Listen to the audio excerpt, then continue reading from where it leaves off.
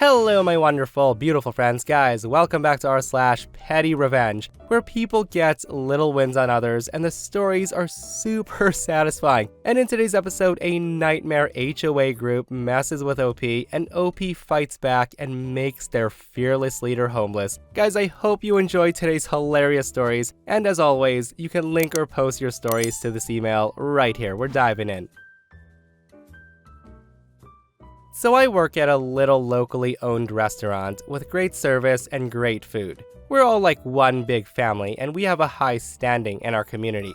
That being said, today was exceptionally busy with lots of traffic in and out. An older gentleman who had just finished paying realized he didn't have his phone, so he went back to check his table. No phone. Right away, I'm face to face with this old man as he's berating me about how we stole it, and it must have been one of my bussers as we all look like thieves. Hispanic bussers, by the way, so you be the judge as to why he jumped at them so fast. So after forcing us to look in the seats, under the table, question everyone in the kitchen if they found a phone, I told him we don't have it.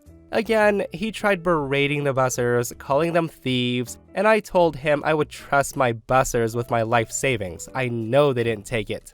We also have cameras, so I told him to leave his name and number and we can reach him after the rush. I would check them to see who took it. Again, the guy kept yelling about us being thieves as he left, which is embarrassing to us even though we're good people. Everyone was watching us. So fast forward about 30 minutes and lo and behold, his phone turns up. Someone had found it on the toilet paper dispenser in one of the men's bathroom stalls, and now I'm pissed. I take the phone and I thought of just chucking it into the parking lot or even into the garbage, but I figured I'd just be the bigger guy and get my revenge when he came back to get it. So as I'm putting it under the register, I realized that this old fart doesn't have a lock on his phone. Now I don't know why it came to me, but it was so instant that I cracked a smile without thinking. I got really petty. I went into the guy's settings and put a passcode lock on it, the code being 3425, which is dick, and then changed the system language to Chinese. I can't wait till he comes and gets it. Guys, I love how petty this is, but if I were OP, I wouldn't bother with a passcode lock at all. Let the man work for a bit to figure it out. And for all of you who are wondering if the guy came back, OP said in the comments that he sent his wife inside to pick up his phone. The idiot was probably too embarrassed to show his face after all the commotion he caused. A few years ago, my college sports team was flying out for a competition. We were flying out of town, which has notoriously quick and easy airport experiences for those of us who know it well. When flying alone, it's generally no sweat to show up an hour before or even less. But this is always a risk in all airports, even the small ones. Our team of 20 people showed up for our flight 2 hours beforehand, which in my opinion is still cutting it close in a lot of cases. When we get there, we can see immediately a long line out of security, which is not normal at all for this airport. We all have to check our bags and get into line, where every once in a while an employee would walk through the line asking people to look at their tickets for TSA pre-check, which means you basically get to go straight through the security line. This is important later. While we're waiting an unusually long time, we start to realize that a lot of people in front and behind us are all about to miss the same flight. Some people are clearly anxious and asking employees what's going on. Unfortunately, about 20 people behind my team and I is a Karen. Karen's flight leaves in 30 minutes, and I note the fact that she's behind us in line, which means she probably just showed up half an hour before her flight leaves, which is insanity. So for the next 30 minutes, Karen's pushing past people without asking any sort of permission. She's also yelling loudly the whole time at any employee she sees about how they're incompetent, they need to let her through, they're useless, etc. She's also demanding that they need to open up the other security lanes so more people can go through faster. Now obviously, TSA guidelines aren't a thing to this Karen. So finally, Karen pushes her way through the line to about 5 people away from where my team's waiting, and there's no way we're letting her through. This is when I decide to get a little petty for all those poor employees and all the other nice and respectful people waiting in line. Being at the back of the line, my friend and I tell the few people in between the Karen and ourselves that they can skip ahead of our whole team because they're also on the flight that Karen's about to miss. They all go through, and finally Karen gets there expecting for us to let her through, and we're thinking, ha. We told her that she was very rude to the employees and we weren't gonna let her pass. At that point, she tried to body check her way past us, which was hilarious. She huffed and puffed behind us, and she was mumbling a bunch of stuff about us the rest of the way through the line. Fast forward a bit, and we're finally about 3 people away from where IDs are checked. Karen's finally stopped yelling at every single possible employee that comes by because we're so close to the front. Now, remember when I mentioned earlier how there's someone walking by to look for TSA pre-check on our boarding passes? Well, it turns out that Karen was yelling over or at the guy the whole time, and she never got the information. And when she finally starts actually listening to the people who work there, she found out she could have skipped the entire line from the beginning of the story. Amazing. What's amazing is how much information you can miss by just yelling at people and not talking to them. The Karens of the world make life so much harder on themselves, guys. And honestly, I'm surprised security wasn't called for the ruckus she was causing. Like, she was body checking people out of the way. That's gotta be a security call, right? Okay, so my stepmom was a nasty woman to grow up with.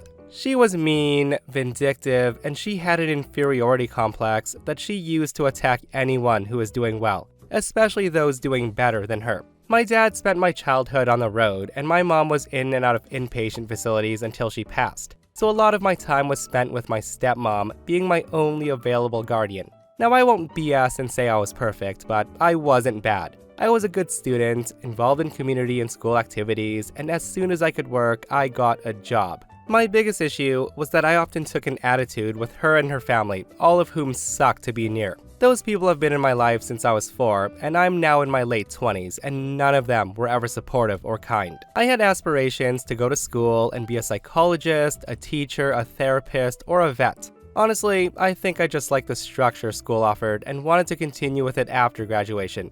But as soon as I was handed my diploma, my stepmom handed me a notice to vacate the property. Less than a month later, I was gone.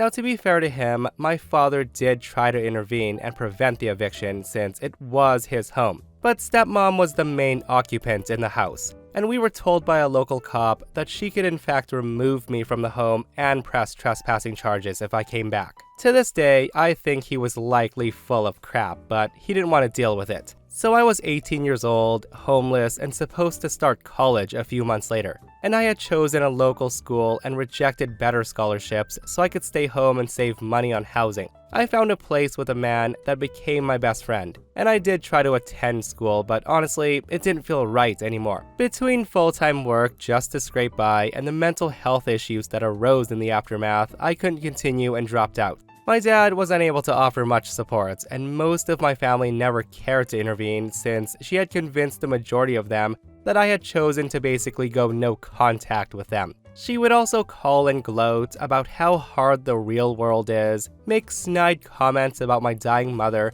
and in the same breath, she would offer sympathy and support if I came back home. At holiday dinners, she would tell everyone and laugh that I was the first psychologist that she'd ever seen working the till at McDonald's, and if I defended myself, I would be chastised for not taking a joke. It was humiliating. And after a few years, I realized I could block her and she couldn't do crap about it, so I did. My life did turn around. I work as a pastry chef in a bakery that I absolutely adore. Now, it's not a life I ever imagined for myself, but it's a good one that I share with my fiance, and I wouldn't trade it for anything. In the past 2 years, I resumed contact with my dad, and as a result, his wife again. My dad's still a doormat, and she's still a C-word, but she's not picking on a little girl anymore. I bite back now. I've also managed to contact my mom's family, who had been estranged from her for decades before she died. And I met the people who could have truly loved me if they knew I existed. Dad's family are kept at arm's length, but finally I have a family that I can talk about when my friends are discussing holiday plans, and that's all I ever wanted. Doing what I do for a living, I always show off a bit at family gatherings, and I've often made custom cakes for relatives when asked.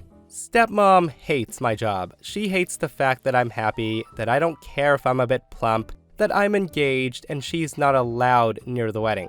She hates that I'm good at what I do, and try as she might, the only thing she could ever insult is the fondant. Which is fair, I don't care for fondant either. So at my dad's birthday party last month, I baked a lovely 3-tiered red velvet cake for him, and provided numerous pastries as well as a cookie buffet. My boss is a godsend for letting me use his kitchen to make it all. So on the day of, all stepmom could say was my cake was dry and it tasted like a box mix, and that was it. 2 decades of abuse, and I was finally done trying. I spent days making everything I provided all free of charge, and she compared my labor and knowledge to effing Betty Crocker. Now, no shame to anyone who bakes with or likes Betty Crocker, but it's like comparing fast food to your own home cooking and the fast food being preferred. It's a total slap to the face to the hours of labor and effort, and the years spent honing and perfecting recipes. So with that said, she asked me at the beginning of February to bake her a cake for her 50th birthday.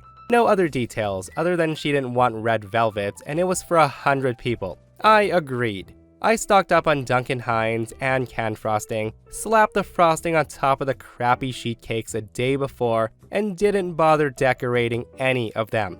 When stepmom opened the box to reveal her cake on her special day, she was livid. She was screaming at me that I ruined her birthday, embarrassed her in front of her friends and family, and how could I be so callous? At that, I just told her that she compared my cake at Dad's birthday to Betty Crocker, so she must prefer low-effort cake. I left shortly after she started crying. Apparently, she had planned on Instagramming the party, and she had planned on my normal quality of care for my dessert. Dad didn't care. He just said it was best if I'm not around her for a bit, and we meet up somewhere other than his house. I don't want to be near her again, and I hope her family choked on that dry-ass cake. Oh my goodness, now that is a great revenge on that stepmom. And the fact that OP got her petty revenge on her stepmom's 50th birthday celebration made it even more satisfying, guys. And seriously, I don't understand some people. Like, let's insult the person by saying her baking resembles dry cardboard, and then turn around and ask that same person to bake you a cake for your birthday party. Like, she definitely deserved that cake.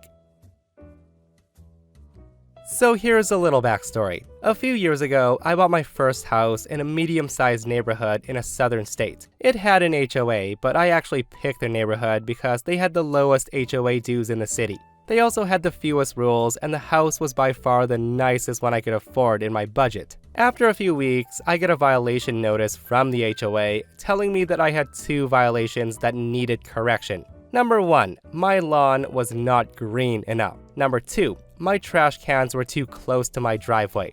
I was thoroughly confused about number 1, as it was February, in the middle of winter, so of course my lawn was dead, like pretty much everyone else's. So I assumed that either this was a mistake or an existing offense from the previous owner. As for the trash cans, I kept them on the side of my house, and I think when the HOA came by, my trash can stuck out past the side wall 1 foot, so how dare I? I shrugged them off and continued on. Come March, I get another notice, and this time fining me for both violations. Each one cost me $100, and they wanted the money in 2 weeks, and I was pissed. This made no sense, and I wasn't about to let them just try to get money for BS violations. So I called the management company that worked with the board to get them appealed. The lady told me that I needed to appeal directly to the board and that I could do so at the next annual meeting in a few days. So I of course showed up to the meeting. Prior to it starting, I met with a few homeowners and learned that they were all there for similar BS violations, and they were pissed off too. I then talked with one of the members of the board about the fine appeals process. He was an older guy in his 70s with short gray hair and a very worn and angry face. He asked what I was getting fined for, and when I told him, he just looked at me and said, "And you should get fined for that. Young people like you not taking care of their homes is the whole reason I got on this board. You need to learn to be a better property owner." Now this dude was the VP of a volunteer board, telling me that I didn't know how to take care of my house. What a sad life. The meeting then started, and the moderator mentioned that since this was an annual meeting, we would be voting on 3 out of 5 board members. They had some applicants to the board, and we could also nominate someone today. That's when I had the idea of how I could get my revenge. When the election part of the meeting came, I nominated myself. I then gave some BS speech about how HOAs are not here to make money and that I wanted to serve my community. I won in a landslide, and you could see the board members getting annoyed because they had scowled during my presentation. After the meeting, I appealed my violations in a very elegant way, and they agreed to waive my trash can violation. As for the grass one, apparently since I had weeds growing in my yard, a tiny patch in the corner, they were still fining me because the weeds were turning yellow when I sprayed them. Of course, I was dumbfounded how they could get away with this, but they used a technicality in the bylaws that I signed, so I ended up losing $100. So here's the revenge, and I'll be honest, I did not expect this to work.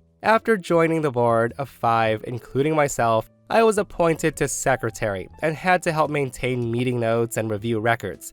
They specifically told me that I wasn't allowed to propose new policies, but that I could vote on new ones proposed by the VP or the president, which I later learned was actually a violation of their own rules. I voted every new rule down as long as I was in that position. I decided that my best course of action was to listen to how the others operated and look for an opening to get each of them off the board. The first opening came when the president, who literally looked like the most Karen woman ever, mentioned that she wanted to fine for flowers that were not a neutral color. Basically, if a homeowner wanted to add something like turquoise flowers, we would fine them. She apparently had a neighbor that had flowers she didn't like, and she wanted to use the board to stop them. It was pretty insane. I then started my revenge on this Karen. So I start a message thread with the other board members and asked what they thought about her policy and reasoning. After too much deliberation, and 2 of them honestly thought it was okay, we agreed that the policy went too far. I then made a long post in the main channel telling her that her actions were not only wrong, but that she should be excused from the board.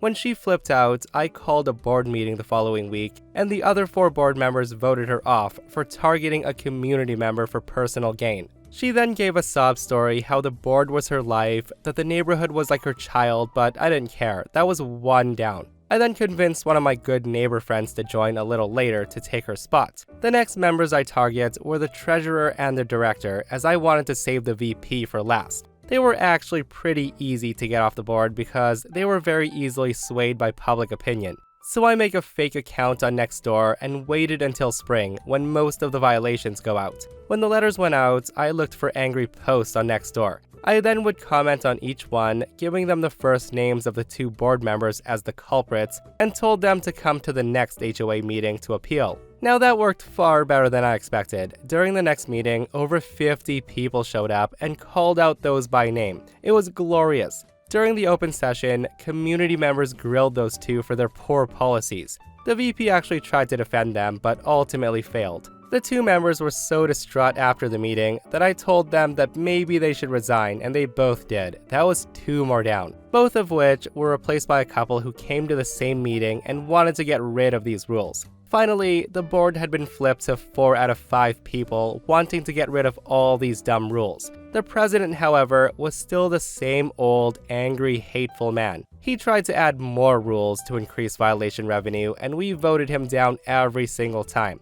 He then started to get annoyed, but stayed steadfast to the board. I tried a lot of tactics to get him to leave, and not much swayed him. A few months went by, and we started with a new management company. They had a much better style of property management and a website for looking through the community records as well as automated reports. When we got our first fines reports, I hit pay dirt. The president's house appeared, and he owed around $10,000. Apparently, he had open violations that he never paid, and the other management company had hid it from the board for him since he'd been on the board for close to 7 years. So I looked into remedies. Since his fines were over $3,000, our bylaws stated that a majority vote of the board could start an HOA foreclosure on his home, which I still think is insane that HOAs can do that to someone. So I got all the documents together and I double-checked with the new management company that the fines were correct, which they confirmed. I then called an emergency board session, presented the information, and 4 out of 5 of us vote to start the foreclosure process. The president got angry, he cursed, and he left the meeting early.